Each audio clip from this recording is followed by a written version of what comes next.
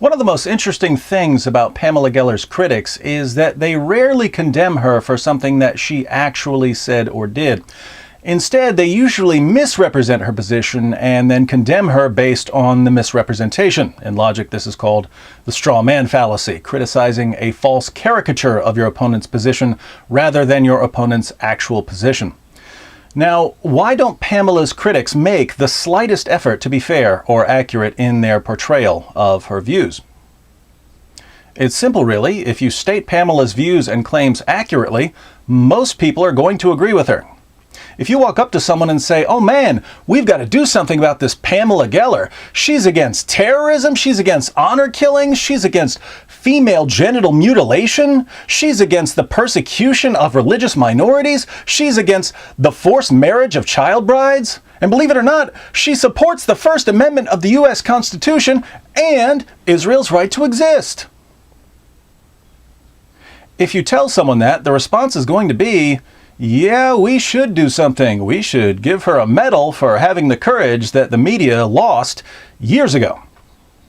So if you want to stir up an angry mob against Pamela, you have to get a little creative. You have to invent some things. Let's look at an example. One of the people responsible for getting Pamela's speech at Great Neck Synagogue canceled was Rabbi Jerome Davidson. Why shouldn't Pamela be allowed to speak, according to Rabbi Davidson? The synagogue is no place for hate speech. She put posters in the subways which compared Muslims to animals. What was the hate speech? She put posters in the subways which compared Muslims to animals. She compared Muslims to what? To animals.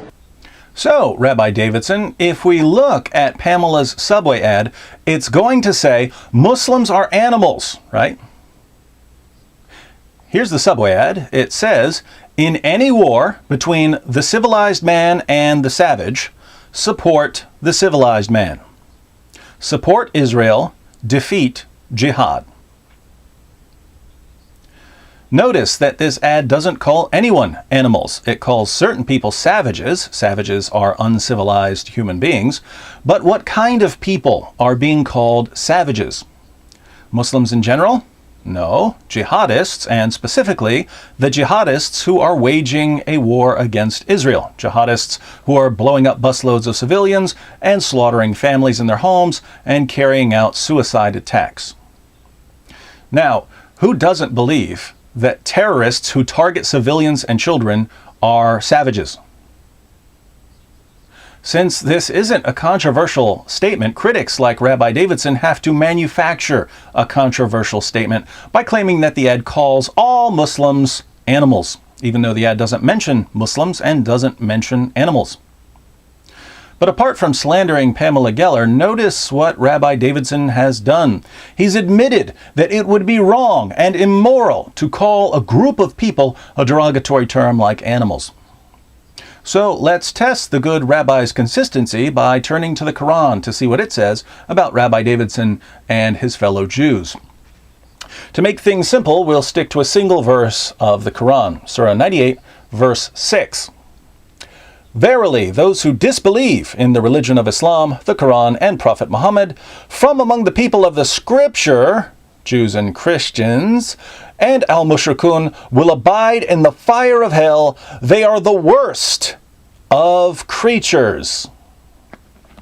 Who are the worst of creatures?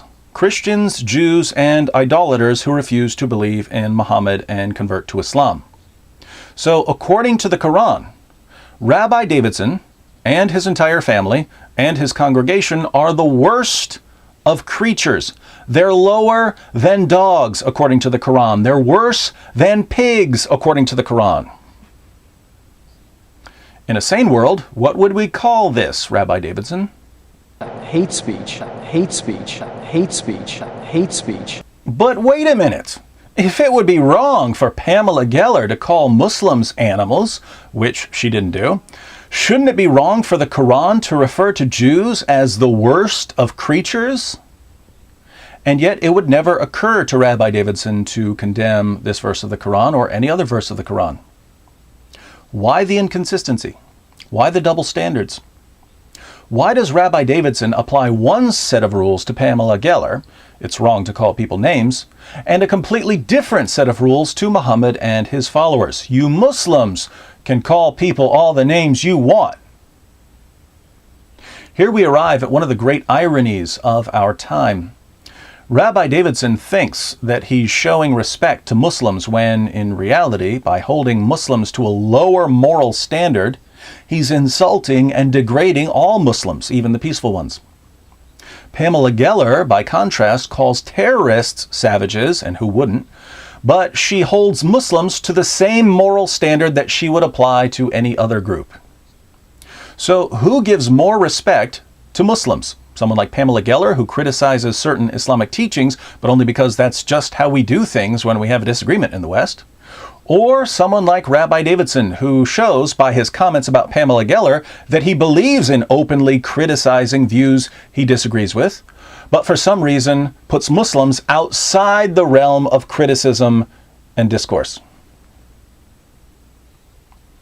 When Rabbi Davidson and the media and politicians say to Pamela Geller, "Pamela, we expect better from you than these things we made up about you," their botched message is that civilized human beings must adhere to a basic moral principle.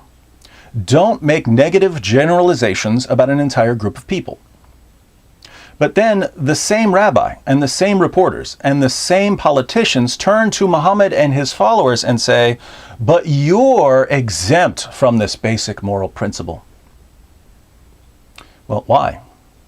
What kind of people do we not expect to live by basic moral principles that apply in civilized society? Savages? Will the real Islamophobes please stand up?